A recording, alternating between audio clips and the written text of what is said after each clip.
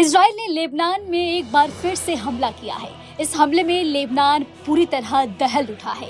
Israel ने पूर्वी और दक्षिणी लेबनान के दर्जनों कस्बों और गांवों पर बुधवार को हवाई हमले किए, जिसमें 31 लोगों की मौत हो गई, जबकि 27 अन्य घायल हो गए। ये जानकारी लेबनान के आधिकारिक और सैन्य सूत्रों ने दी है।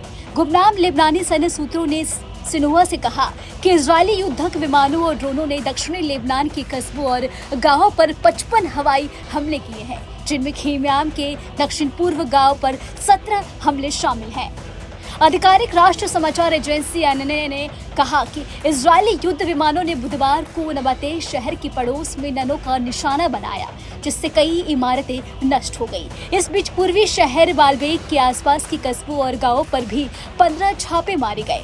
एएनए ने कहा कि बालबेक में इजराइल की निकासी चेतावनी के बाद बड़े पैमाने पर विस्थापन हुआ, जिसमें लगभग 1 लाख नागरिक ने कुछ घंटों के अंदर ही अपना घर छोड़ दिया। नागरिक सुरक्षा, लेबनानी रेड क्रॉस और इस्लामिक स्वास्थ्य प्राधिकरण की कई टीमों अभी भी लापता लोगों की तलाश में नष्ट हुई है, घरों के मलबों को हटाने का काम कर रही है।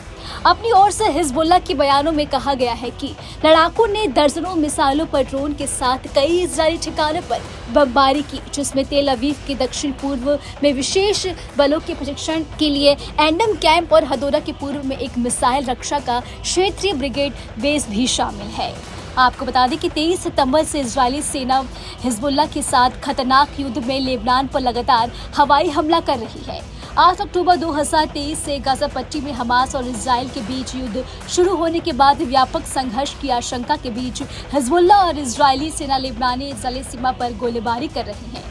दोनों एक दूसरे पर हमला कर रहे हैं। वह इजरायली पीएम के आवास पर इसी महीने 3 ड्रोन हमले किए गए थे।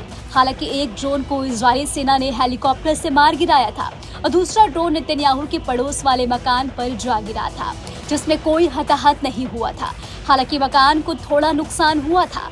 हमले के वक्त नेतन्याहू और उनकी पत्नी घर पर नहीं थे।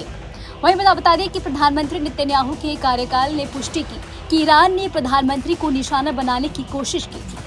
इजरायली डिफेंस फोर्सेस ने खुलासा किया कि यह ड्रोन हमला लेबनान से किया गया था और इसके पीछे की मंशा की जांच की जा रही है। इस बीच नेतन्याहू ने हत्या की कोशिश के दावों को पुख्ता करते हुए एक बयान में कहा था कि यह एक गंभीर गलती थी।